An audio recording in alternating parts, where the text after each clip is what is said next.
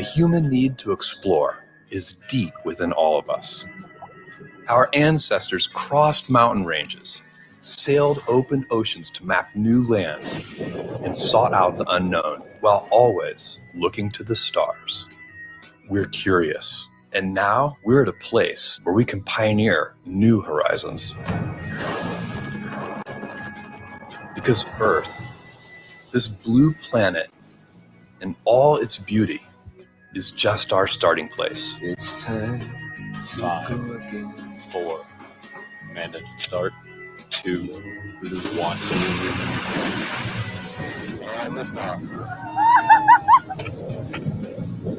New Shepard has cleared the tower. 5,000 feet and climbing.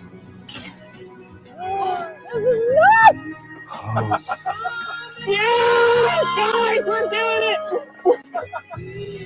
Now is the time to open the promise of space to all and lay the way for generations to come. When our descendants look to the stars, perhaps from a rocky moon or colonies floating in open space, they'll remember this time. When they reflect on where it started, they'll remember this place. Crew capsule touchdown! And when they honor those first explorers who said, "Let's go," they'll remember these bold steps. We are of Blue Origin. And this is just the beginning.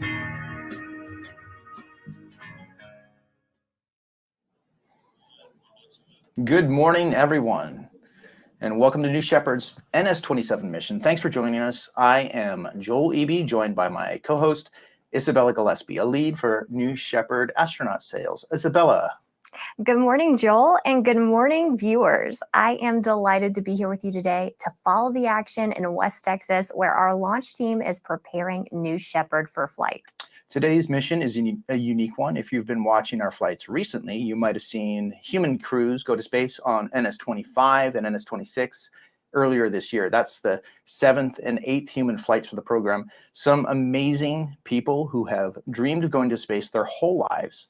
They got to realize their dreams on New Shepard. Well, the vehicle that carried those astronauts was the same reusable vehicle that we've used since the beginning of our human flight program back in 2021 when we flew our first human flight. Well, today's something new.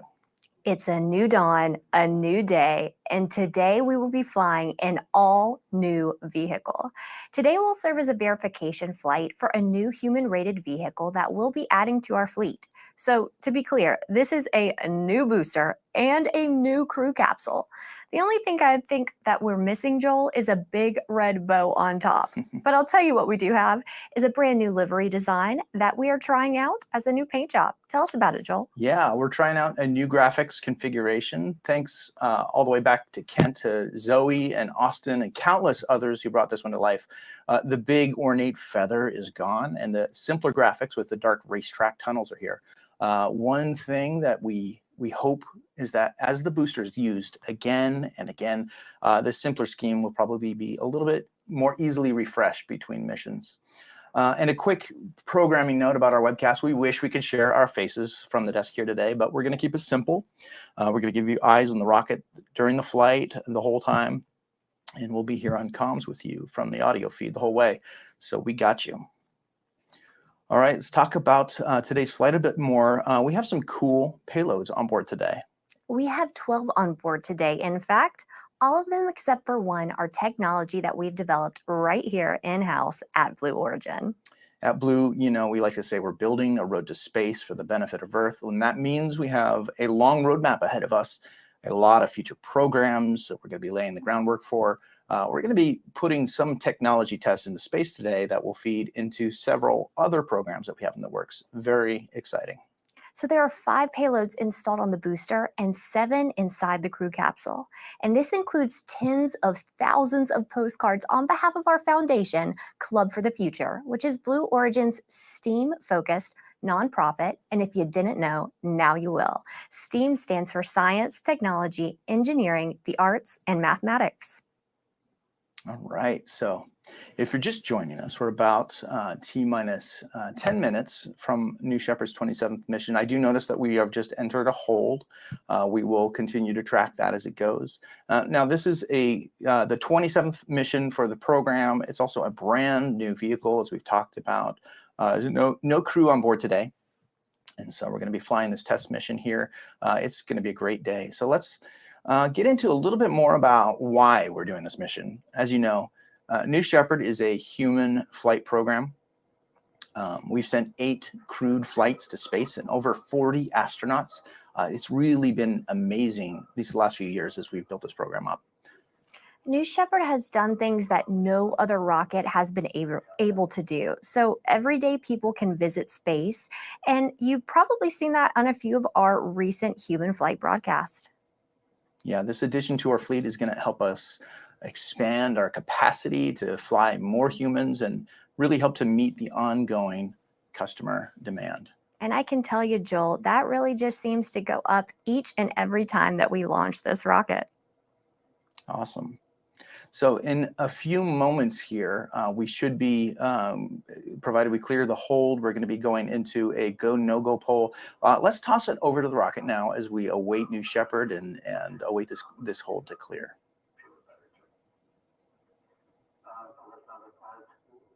Temperatures dropped low enough for them to push that, so we proceeded without it and an update INS to transition. So we have that next operating announcement in 28. So if you have a possible profile reason for the full use of that, just give it a few minutes. That'd be good only to put before starting tailing out the hole.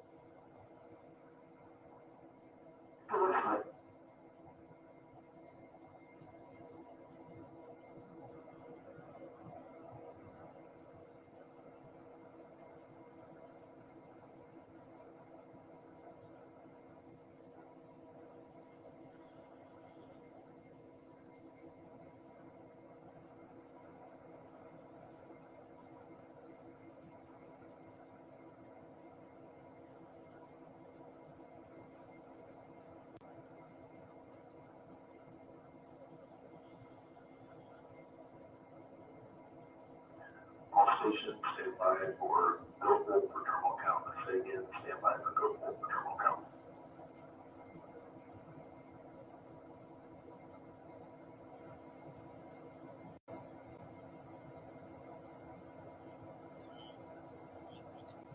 All right, so welcome back, everybody. If you just joining us, this is NS-27, the 27th flight of New Shepard and a test flight of a brand new vehicle.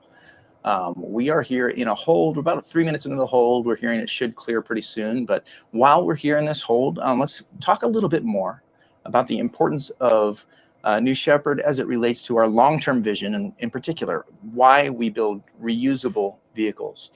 So, you know, 99% of New Shepard's dry mass is reused. Everything from the crew capsule and the booster to the engines and the parachutes. New Shepard's vehicles are currently designed for 25 missions, but really we're hoping to strive to quadruple that number over time.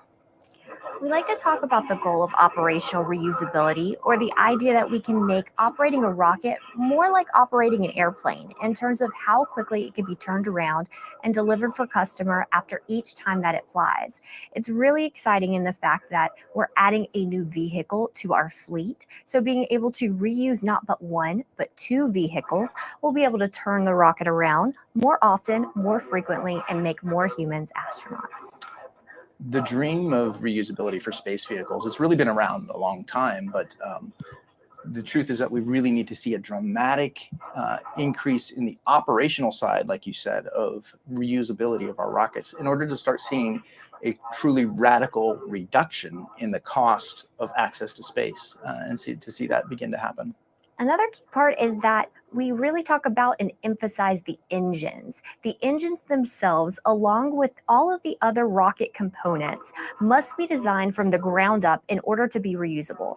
That means that engines can throttle, so that way you can fully control them, not just for vehicle ascent, but for descent and landing. So reusability, it's critical, and so is sustainability, which comes down to the sorts of fuel that we use in order to power our rockets. That's right. So the fuel that we use to power New Shepard is also a great example of our sustainable approach. New Shepard's engine is fueled by a highly efficient combination of liquid oxygen and liquid hydrogen. During the flight, the only byproduct that you're going to see is water vapor. Joel, I've just got to say that again because I don't think that's emphasized enough. The only byproduct of this outstanding rocket that we're looking at right here on the screen is water vapor. It's just sometimes hard to fathom. I had to say it again. That's right. Yeah. When we're watching New Shepard fly, I mean, I like to casually describe it as a steam engine, although I think the rocket engineers around me don't necessarily like that we call it a steam engine, but that's basically the byproduct, and that's really cool. Well, look, I am all about various modes of transportation, and we all know about steam engines and how that played into automobiles, and it's really cool to think about it from that perspective, Joel, when we're looking at this rocket. So reusability and sustainability, both so important at Blue Origin. And together, these goals really help us to reduce the cost of space travel and to do it in a way that really reduces waste. You know, when we're talking about sustainability and reusability, I think it just tips its hat to our overall long-term mission to have millions of people living and working in space. And when we do this step by step, when we do it with reusability and sustainability in mind, it really just, again, we're going in the right direction. So let's take a moment now and check back in a New Shepard as we wait for this hold to clear. We'll be right back. Copy green board and no constraints. I also think we're going to give it one more minute here.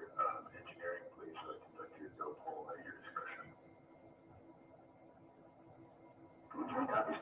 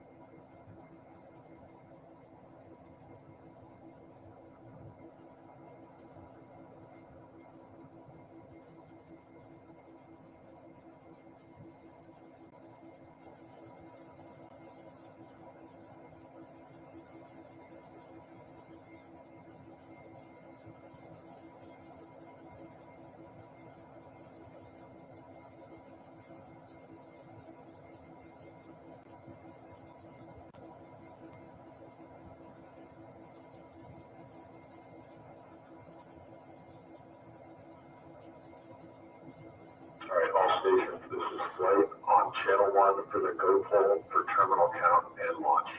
Castle. Count. Booster. Go. Ground. Go. Okay.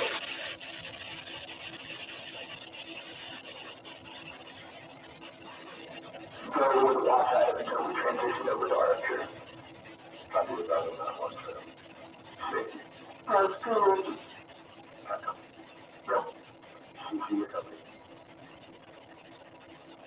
Yeah, recovery. No, green point. Round release window. Inward. Flight is go for terminal count and launch, and with that, a Shepard is go for launch. Booster, and that's terminal count.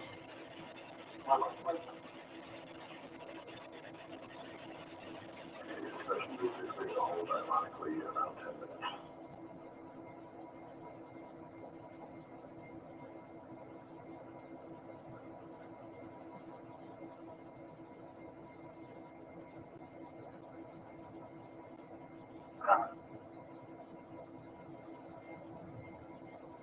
Trajectory is selected.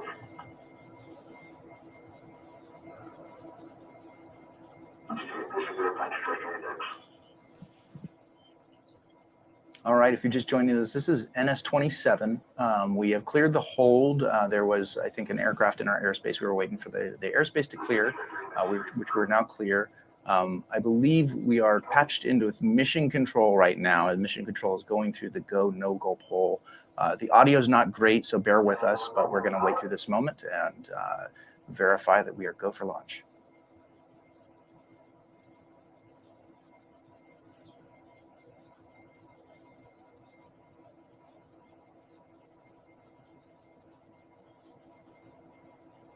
And verifying internal pilot.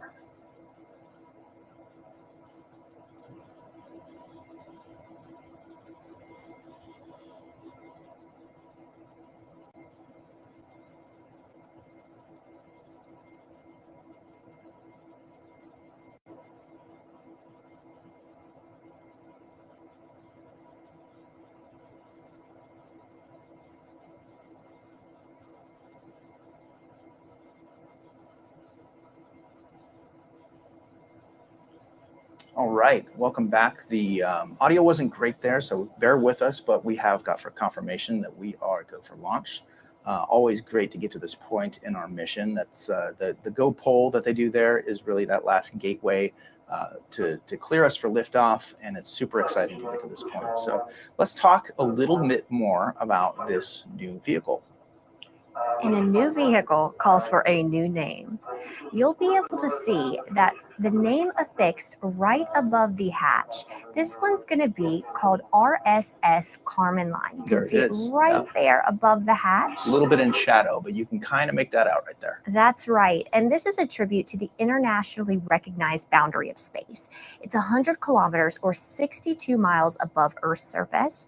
And you know, the view at the Carmen Line, that's really what it's all about. It's what many of our New Shepard astronauts go to see, go to experience, looking down at our beautiful, fragile planet, the beautiful blue marble that we know to be Blue Origin. So again, that's why we're naming it RSS Carmen Line. Yeah, and RSS, the three-letter acronym there, some might be wondering what that means. That means reusable spaceship. So the vision of all of our vehicles is reusability, like we talked about. Every vehicle that flies to space at Blue Origin and becomes reused will get a name like this. So this is RSS first, not first step, but Carmen Line, the second human flight vehicle in our fleet. And there's one more thing we want to mention. We've made some upgrades to improve the vehicle's performance and reusability. There's some really cool payload accommodations on this vehicle. There are a lot of reasons why we might want to install various payloads right on the booster. So we've integrated new standard attach points for technology demonstrations and other payloads. So the evolution of New Shepard, you can see right here, like these live shots coming to us from West Texas. It's a living and breathing rocket. You can hear those noises on the pad right now, but really the whole program is living and breathing as well in its own way as we continue to innovate and evolve our suborbital rocket. So let's keep moving here. We're at T-minus about 6 minutes. New Shepard there on the pad awaiting launch. If you're just joining us, this is the 27th flight for the New Shepard program. I do want to mention that a lot of people, a lot of viewers might have today on their minds. It's a day of remembrance for many people. So we just want to thank our audience for joining us on a day like today. It's always exciting to go to space, but we always want to be cognizant of the other events going on in the world. So thank you for joining us today. I'm really glad you called that out, Joel. And as we're looking at this beautiful rocket, we like to remember the fact that we are forging a path for a beautiful future, taking care of that next generation. So coming on with our wonderful postcards that we have on board today, we have postcards from Brunei and Pakistan, among many other countries. Thanks to NIAT, the satellite telecommunications provider in Brunei, for expanding the postcards to space program in Southeast Asia. A special thank you as well to World Space Week for your support in collecting those postcards from Pakistan. All right, and Club for the Future also launched an online way very recently for students to draw digital postcards and send their art to space on New Shepard. So if you want to participate in this program, this is a great way to jump in. Anyone can do it. It's free. It's easy. It's super, super fun. I've done it. My kids have done it. I think you've done your own postcards to space as well. I certainly have. So if you want to participate in that, this one is always open. You can go to draw.clubforfuture.org. There's a really cool online app. It makes it really easy to do. And the tools online are just super, super fun and creative. So jump in and send your art to space. So with that, let's take just a quick moment here and check in on New Shepard and make sure that we are on track for our launch.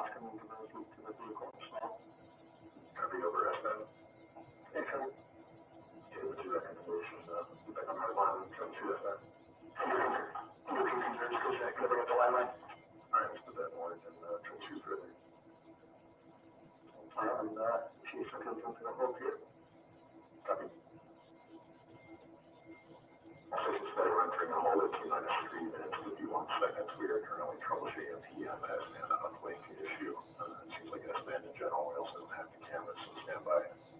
Keep watching those temps, keep watching your config, keep watching your data.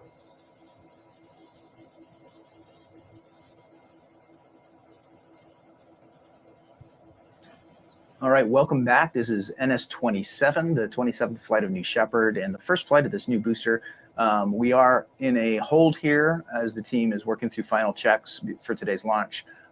Let's go ahead and take a moment and talk about the flight and the flight profile of New Shepard. Now, New Shepard is what we call a suborbital flight program. It's a very unique flight profile.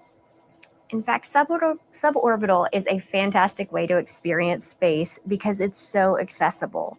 It really opens the door for not just what you think of as a professional astronaut, but it has a flight path that spans about 15 minutes total. So it's exceedingly accessible for everyday people and smaller organizations that might want to experiment with technology at a smaller scale than, say, the International Space Station. They can get their results back, in fact, in the same day that they launch them to space. Yeah, New Shepard has that vertical flight profile, vertical takeoff, vertical landing architecture. It does not go into orbit, but passes the Kármán line and then returns straight back down here to Texas, right where it launched from. And of course, all of this contrasts with what's coming up, which is New Glenn. And New Glenn is going to launch very soon from Cape Canaveral. That's our orbital rocket that's upcoming, and it will be able to deliver just about anything to low Earth orbit, to lunar orbit, even deeper into the solar system. So between these two rockets, really together, you get a spectrum of launch services that cover the gamut of the entire needs of all kinds of space customers. So with that, let's dive in and view what New Shepard's flight profile is really like. 7, 6, New Shepard's mission 5, begins when the countdown clock reaches 0. 2, 1, 0. At this point, the engine will start and the rocket will lift off of the pad.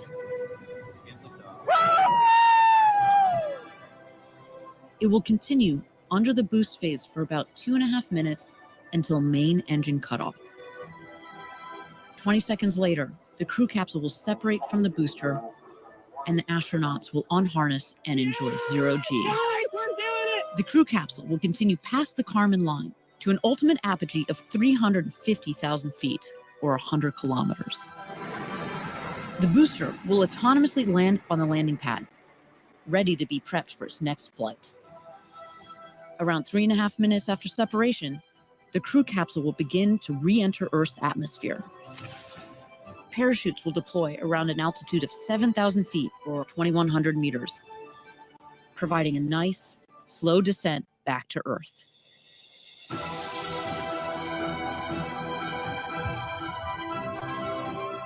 After landing, astronauts exit the capsule and are greeted by the Blue Origin ground crew, family, and friends to celebrate and reflect on their flight.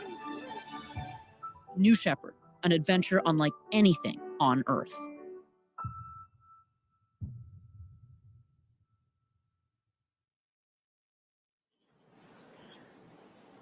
All right. Now that video features some really great footage of astronauts on past missions to space with New Shepard. And as we talked about, today's flight is a test flight of a new vehicle. So it's not going to be any floating about the capsule today, but hopefully very soon on this vehicle. That's right, Joel. Soon indeed. It's really cool, by the way. I got to point out, you got to see all the new livery close up with these cameras, the cameras that are on the pad. Team did a really good job getting this vehicle ready for today. There's ice forming on these tunnels, which means it's really close to launch. So these views of the booster are really cool, just to be able to see it this close up. So we're in a hold right now. I understand the team is troubleshooting a telemetry issue, which they should be able to resolve here shortly. So let's hold here for a moment, watch this hold as it progresses, and we're going to get really close to launching today. How are you feeling, Isabella? Oh, I'm pumped. Let's do it.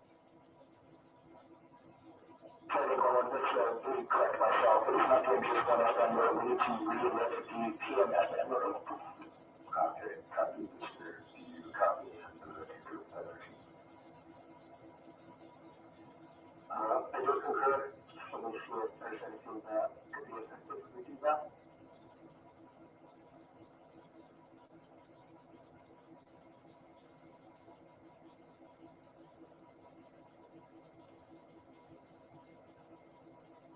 I think I'd like to be clear, this is not a power cycle activity. This is a resetting, a software reset of the modem. Is that right? This is a reboot flight. Copy, so you won't flight after the rest of the power cycle. Copy the power cycle of the S-band. Okay, please take a minute and All right, so welcome back here. We are at T-minus just under 4 minutes with a hold going on that the team is working to clear. While we're in this hold, there's one piece of content I wanted to introduce you to. There's someone at Blue named Allie Walker, who is an integration engineer. She works with the New Shepard program. We were able to film a little segment with Allie just a few months ago while she was finishing final preparations on this new vehicle. This has been the most challenging and rewarding job I have ever had. We assemble and troubleshoot the very heart of our vehicles during production. And we'll put it on the trailer in the trailer. As a lead engineer, I oversee the integration of spaceflight systems and components for the New Shepard rocket. This includes all testing, integration, and troubleshooting. Over the last few years, we've brought this vehicle to life, preparing it for many journeys to space. And in these moments, we realize the rarity and privilege of being part of such a noble endeavor. I'm Allie Walker, lead integration engineer at Blue Origin. And together, we are building a road to space for the benefit of Earth.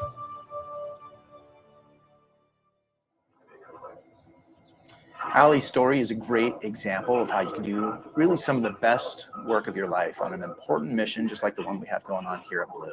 And on that note, Blue continues to grow, and we have positions across all of our company and all of the incredible locations that we have sites. That includes Cape Canaveral, Seattle, Huntsville, Alabama, West Texas, or any of our other locations. We need so much talent as we are working to pave that road to space and build up these programs. So if you're interested, check out our job listings online at blueorigin.com/careers. Yeah, super cool. You can see the map that has all these pins with Blue Origin's locations as we've expanded over time. I get to work out of the Seattle location, which is really great. That's the headquarters of Blue. You want to talk about the office you get to work out of? Yeah, certainly. Oftentimes I'm in Phoenix. Other times I'm in Florida, and then we'll go wherever our astronauts need us. But it's nice that we are able to, have that span and be where our talent is. So I think it's really cool. And I think it's really cool that Allie mentioned privilege. That word privilege, I think that it's really an honor and a treat. And again, privilege to be able to be here working for Blue and working towards this mission of ours. Yeah, I would totally agree with that. I've been here 7 years now, and it's always been that ideal combination of a place that has such a robust mission and vision, something you can really sink your teeth into. But also along with that, just the incredible people that we get to work with across all these programs, all these locations. making that road to space vision come to life. It's really great.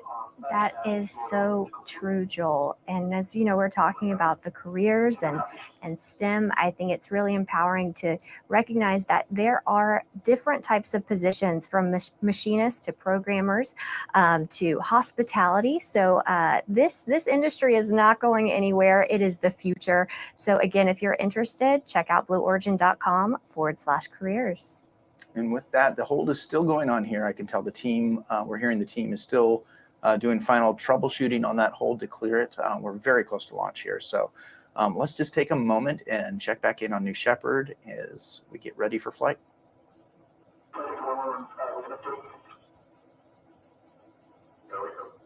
After we introduce it through the power cycle of the PMSM motor, we're not seeing those air packets increasing anymore, and it looks like we are pretty clear so far. Like to reset the packet counts on our side, and then hopefully we can go back and transition as and see if it holds up. Okay, copy all, and I agree with the plan. Let's also take a minute here and just think about, like, was this something we did to get it out of configuration, or was this just a strange boot phenomenon?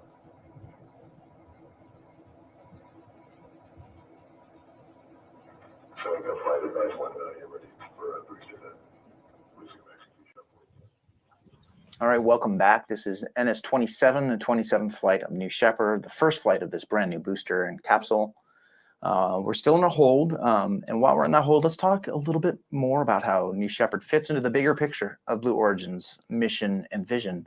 So, Isabella, tell us, what would you say? Where does Blue go from here? Often we talk about how New Shepard is kind of the tip of the iceberg, if you will, Joel. At least in Blue Origin's roadmap, it's not the end goal, but really more like it's just the beginning, if you will. There's a lot of things that you might have heard that's happening beyond what happens here in West Texas with our New Shepard vehicle. So there's New Glenn, our massive orbital vehicle that we've talked about. It's actually 5 times the size of our New Shepard rocket. There's also lots of activity in our lunar permanence team, and it's really our vision to bring humans back to the moon, but this time for the long haul, to stay there, to establish a permanent human presence there. And then there's everything in between.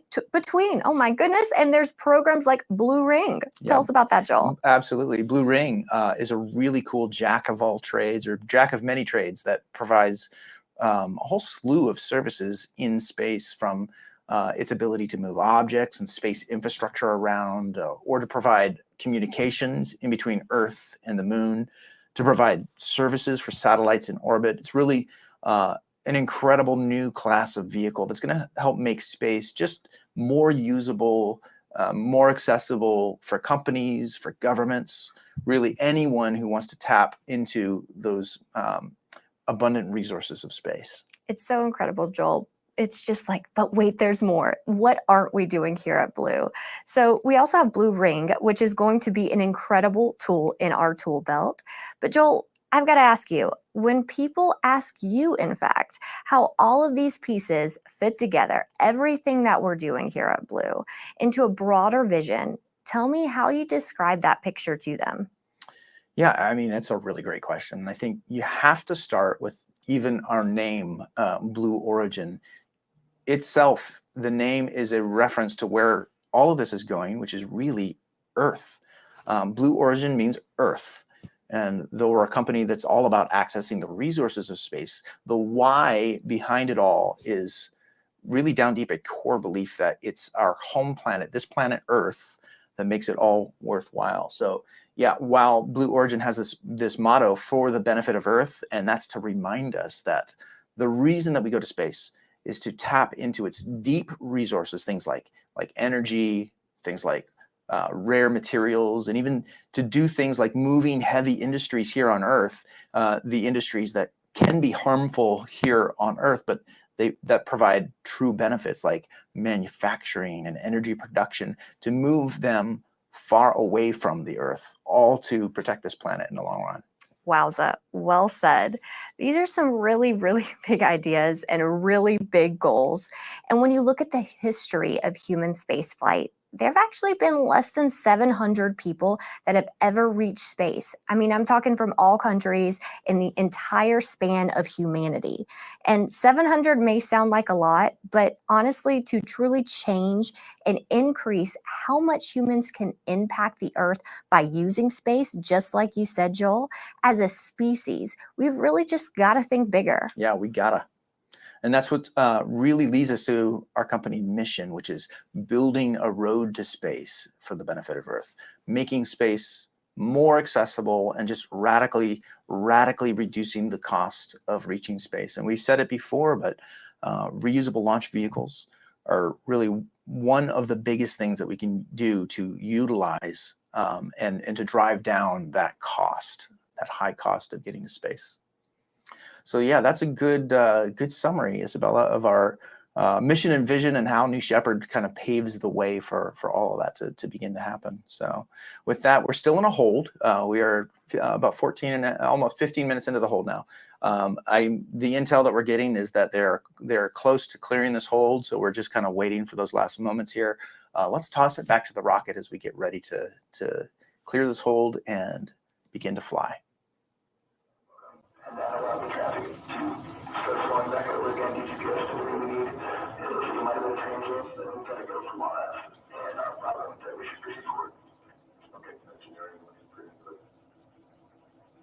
And additional input concurred proceed.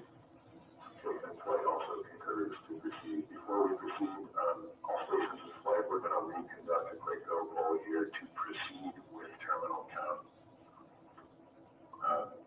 Again, double check our config, especially you, Booster. I know we've had a lot of changes. Let's take 30 seconds here and we'll go over your config. We'll set our procedures and make sure that we're good to continue the terminal count, and we'll conduct a short go poll. Can I recommend proceeding through the next few steps to verify S-band value? Yeah, here we go.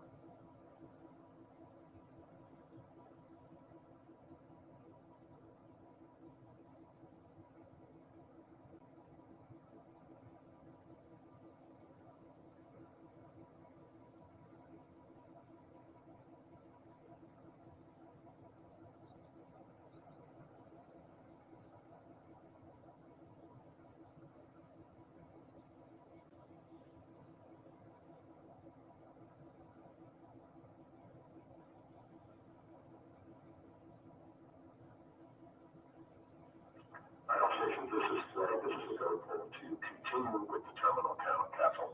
Go. This is engineering for Origin. You're on. We're going to stand by for engineering. Go run through real quick. Flight expected for 6.4. I'll repeat that check. Copy sequence procedures. Is that working through?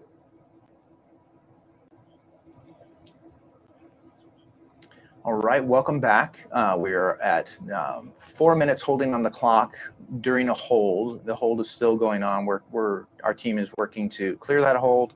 I'm hearing from Mission Control that we're going to go back and do a second go no go poll now that they've come this far and gotten some certainty on the procedure. So bear with us.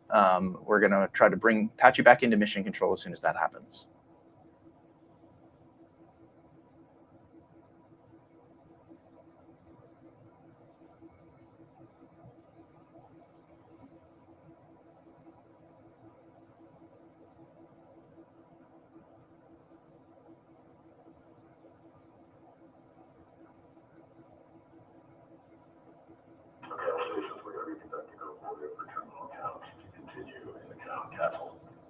Booster, go. Ground.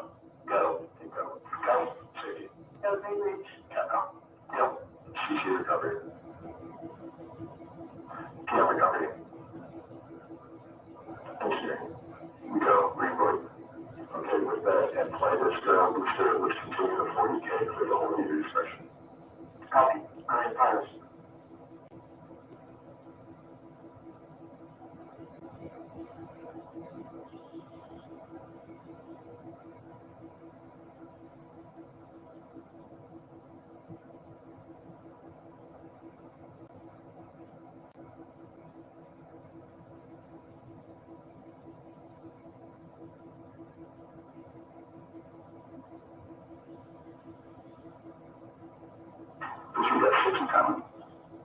Copy, 16 covered.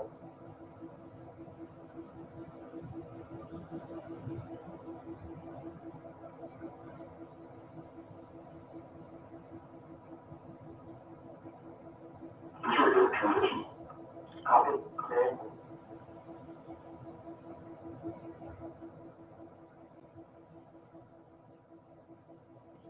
All right. So hopefully you were able to hear there over the radio. We heard the go, no-go poll reconfirmed by the mission control team. The hold is cleared.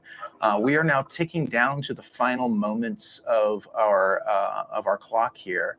We got 3 minutes and 30 seconds remaining on the clock here.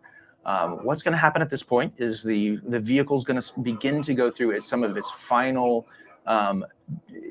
bit checks and mobility checks before we launch to space. So we'll be able to see some of these things happening. As you can tell, right now the vehicle is breathing. It's on the pad. You can see the close-up views here. I love seeing these close-up views of the rocket, by the way. Getting up close to the rocket, especially with this new rocket, Isabella, the brand new livery. It's shiny white. One of the things that I think we expect to happen over time is that we refly these vehicles over and over. So they do wear over time, and you can see that visible wear if you were to compare this rocket to the last vehicle that we've been flying that's had several flights now, I think 11 flights on the other vehicle. And that's, it gets darker over time, and it starts showing the marks of reusability. That's right. But I feel like the wear, that's what gives it character. That's what shows that it's been to space. It's been on an incredible journey, and that it's ready to go again. Yeah, that's right. So any second now, we're about 2 minutes and 10 seconds on the clock. And this is where we're going to start seeing some of those bit checks happening that help maneuver some of these and test the surfaces, the control surfaces that are going to make reusability actually possible. That's right. And, as our rocket here gets ready to do some of its final checks, I'd just like to remind everyone that we do not have astronauts on board today, but now is certainly that countdown time when they start to do their own checks for mindfulness and awareness that they are really about to launch, go to space, cross that Kármán line, come back to planet Earth, and be internationally recognized as astronauts. That's right. So you just saw the bridge, the astronaut bridge has been retracted. We've entered our auto sequence, and this is where the automation of the mission really begins to take over, which is really exciting. It means we're very, very close. And you can see there's the fin movement. You can see the fins moving at the base of the rocket. These fins, they help steer the vehicle on both ascent and descent to give it full control.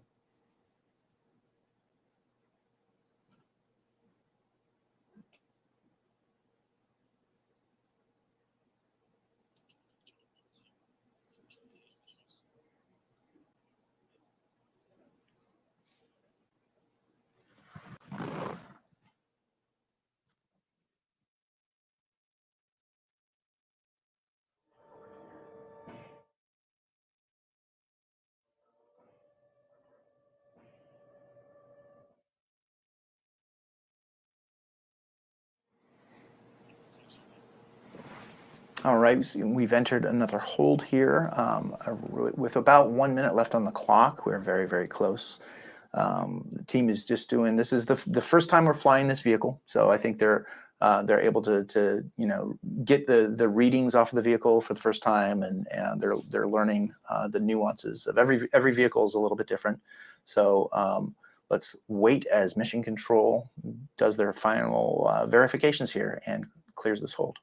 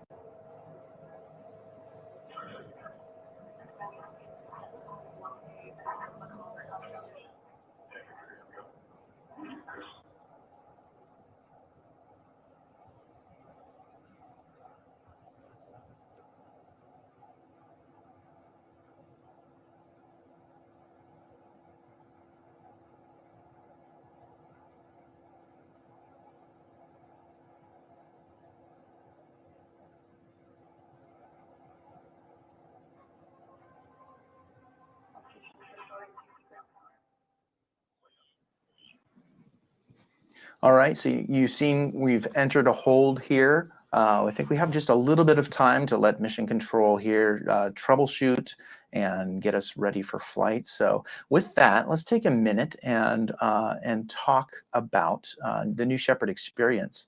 You know, the growth of the New Shepard program has been really just inspiring to watch, especially as an employee. We get to see all these great astronauts taking part in the experience and experiencing what it's like to, to come to West Texas, to meet each other, to bond together, and to really kind of make history together. So they've really, I think New Shepard has, really made just an incredible impact on the spaceflight community and in such a short amount of time. Joel, this is one of my favorite topics to talk about with Blue Origin is going to be that New Shepard astronaut experience, because New Shepard has paved the way for a future of access to space. I mean, it's something just incredible to fathom the fact that you can go online right now and enter a web form on our website to begin your journey to explore and investigate what it's going to be like. You can purchase a seat to space. So it's now, because of this New Shepard program, that everyday people can travel beyond this planet. Let's take a look at some of the ways that flying to space on New Shepard has impacted so many of our astronauts to date.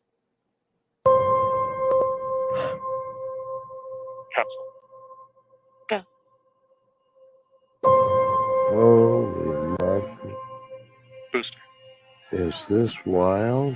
Go. Each person that goes up there, Oh my golly! This is nuts! Ground. Go. all of a sudden has a totally different perspective. Wow, look at that view. Capcom. Go. Of this little place here. New Shepard is go for launch. This is heaven! It's almost like an out-of-body experience.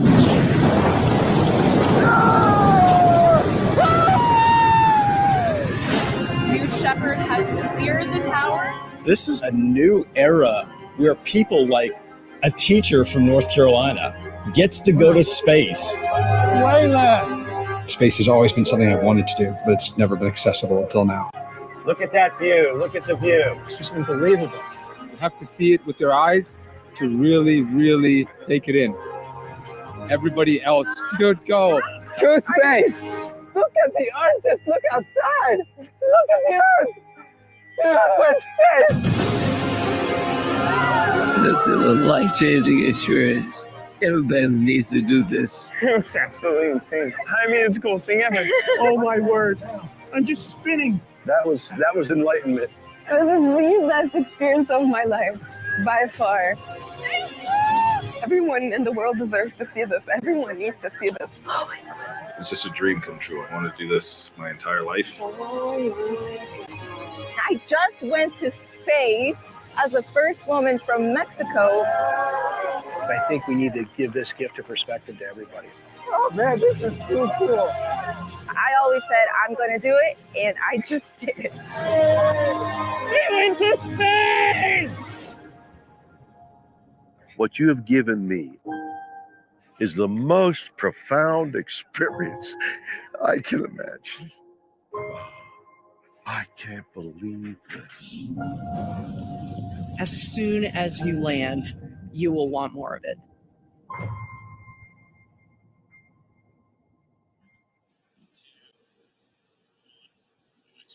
So you can really, you can see the impact that this experience has made on all of these great people.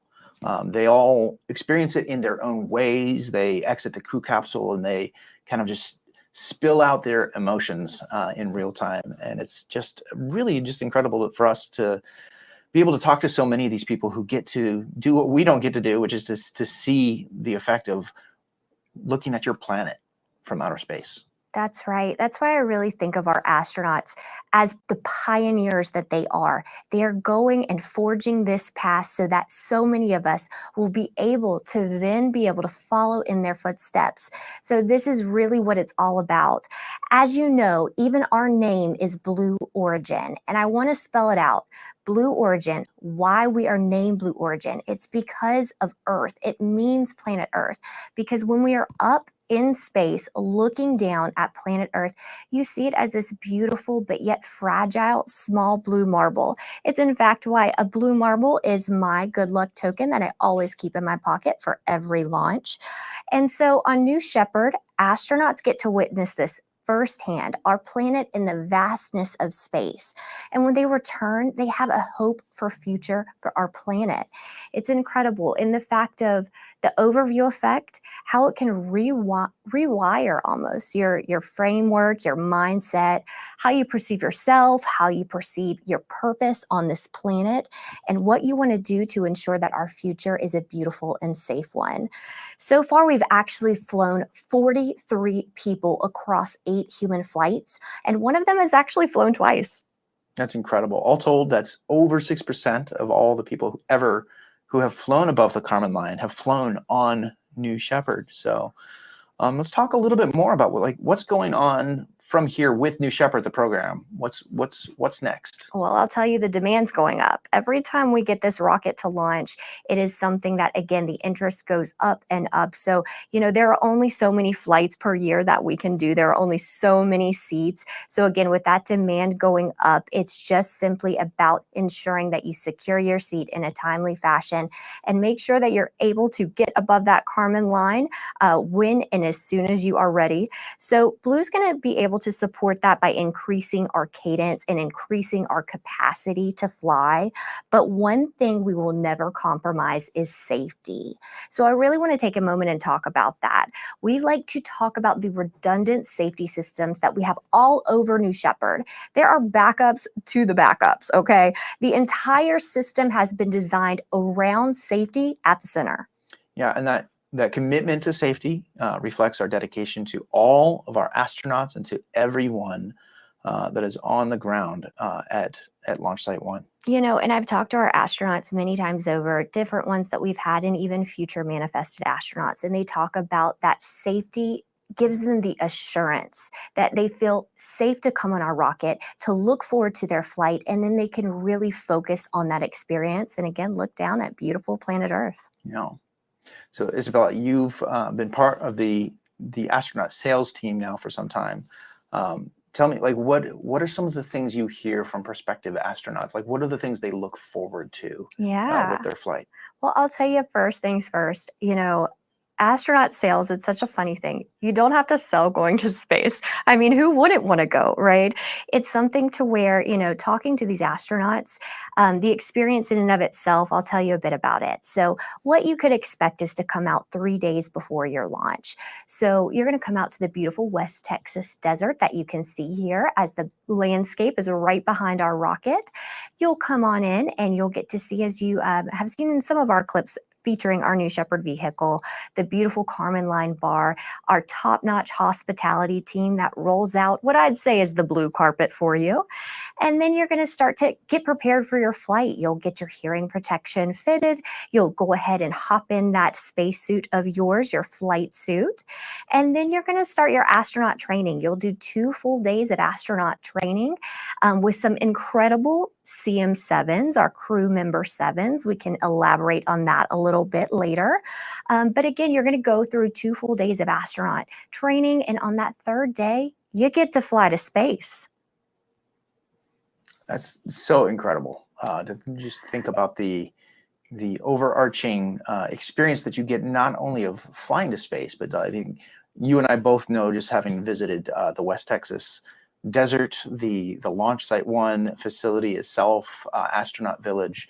It's more than just a experience to space, but you really spend time bonding together with your fellow astronauts and kind of forming friendships that you're going to hold on to for the rest of your life. You nailed it. You nailed it, Joel. Because, it is so much more than, believe it or not, going to space. I can't even believe I would say a sentence of, you're just going to space. Okay. No, it's the fact of there's an entire journey that our astronauts have that follows their flight. It's you're going to space, you're becoming an astronaut, but it's what you choose to do with it. Are you choosing to open up a door to perhaps representation for a home country?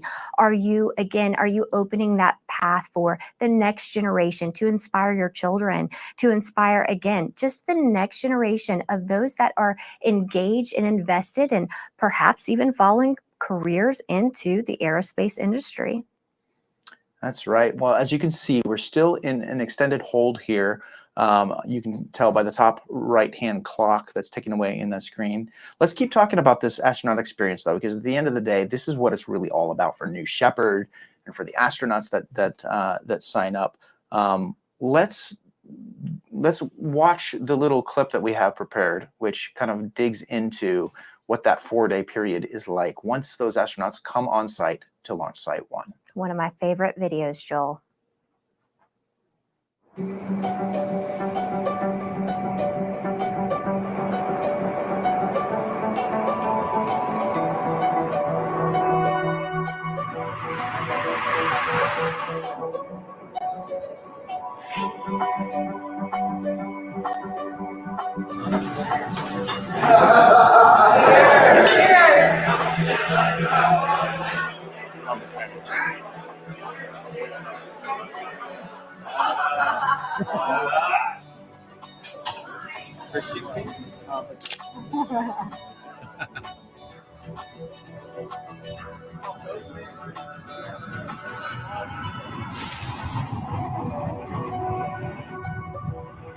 Wow, that makes me feel like I'm going to space.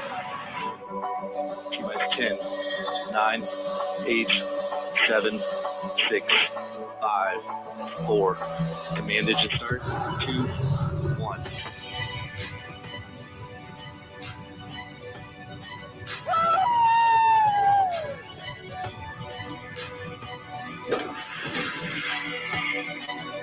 Yeah, guys, we're doing it.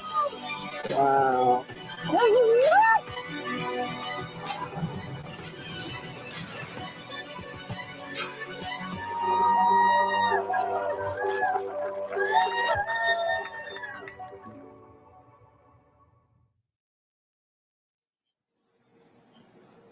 My gosh, Joel, that just gives me goosebumps every time. How about you? I mean, I've been down there for other launches just to witness those astronauts experiencing what they're experiencing, and really, I love West Texas. I love going to the launch site. It's great to be able to see the rocket fly, but really just like interacting with these astronauts that are going through this experience is really the inspiring thing. It just captures that raw emotion. And it's not just the emotion of our astronauts that are flying, it's their entire community that comes along with them. It's their family, their plus ones, again, their plus a few others that, again, get to follow their journey, have been encouraging them and following, again, upon their dream coming true and being actualized, courtesy of Blue Origin. Yeah. So you've spent time down there with our astronauts. You've talked to so many of them. Isabella, tell us about what do they say, and what do you like to talk about most when it comes to remembering the time that you spent on site and preparing these astronauts to fly? Yeah, I really like to follow the entire journey of an astronaut. So, before they fly, what is it that they're most looking forward to? And then kind of following up those types of questions when they come back to Earth. So what were you most surprised by, or what were you expecting? And I like to collect this information and think of it as data and share that with our future manifested astronauts, and share that with those that are hoping to be able to become an astronaut one day, and share with them what they've learned, so that way they can prepare for their flight in that manner. It's really special to hear some of those. And, in regards to what some of those astronauts have shared with me, that would be, things in regards to go into this flight open-minded. You might have a concept of what to expect space to be like, but it's simply more than you can even wrap your mind around. The blackness of space is what we hear a lot of times, and the curvature of the Earth. It just brings people to tears when they come back in terms of looking again at this planet Earth, how beautiful it is, but also how fragile, and the importance of being able to protect it. The second thing I definitely want to mention, which is actually my number one thing, is talking to these astronauts about what's your why? What's your why? Why are you doing this? What is it that's pulling you? Because for you to want to go to space, again, you're going to be one of the first 1,000 people going to space. There's something that's pulling you inside of you to do this. This is something to where you want to be a pioneer for the future of space exploration. And so for many, again, it's being an explorer. It's going somewhere where others have never gone before. And again, giving sometimes representation to nations that otherwise might not have had a, if you will, an Apollo 11 moment. That's something that's really, really special. And for others, it's scientific research. We have the opportunity to have payloads on board. And so, of course, today we're looking at this beautiful rocket where we have 12 payloads on flight. And so that's just something to where everyone's journey is a little bit different. And we love to be able to bring someone's dream of going to space to life and really welcoming, if you will, that vision of theirs. That's incredible. I love hearing you talk about the astronaut experience and the promise of, what that experience does to people. It's pretty clear that you yourself are pretty passionate about it. So thank you. You know what? It is something really special to be a part of. And so when we have 6 astronauts on board with a traditional New Shepard flight, again, a human-tended flight, we would expect to have 6 astronauts on board. When they come to the West Texas desert, they talk about what their zero-G plan would look like, what they want that to be. Some choose actually to stay in their seat so they can prioritize looking out those giant, beautiful windows. Look at that on the top of the rocket. My gosh. And they stare out the window and they look at planet Earth again, and that's what they came to do. Otherwise, it's one to where some want to get unbuckled. They want to float around at 0G. And again, other ones, they might have research or a payload. They might, choose to take that time at 0G and really, again, incorporate it. So what I want to highlight again is the fact that there would be 6 astronauts on board. When we do that, we incorporate each individual's vision for what that's going to be like. But there's also the opportunity to buy a full capsule. So if you want to have a little bit more autonomy over what that inside experience can look like, that's something that we can certainly facilitate. That's incredible. So many cool opportunities to work with you to potentially get on a future manifest and experience what so many others have been able to experience so far. So you can see here, we're still in a hold. This hold's going a little bit longer, and we're gonna let Mission Control keep working out those final kinks in the process before they clear that hold. We're actually gonna take a little breather here and watch the rocket while we await the launch crew to wrap up these final preparations. Don't go anywhere. We're not going anywhere. We're gonna be here for the journey, but we will share updates as soon as we have them.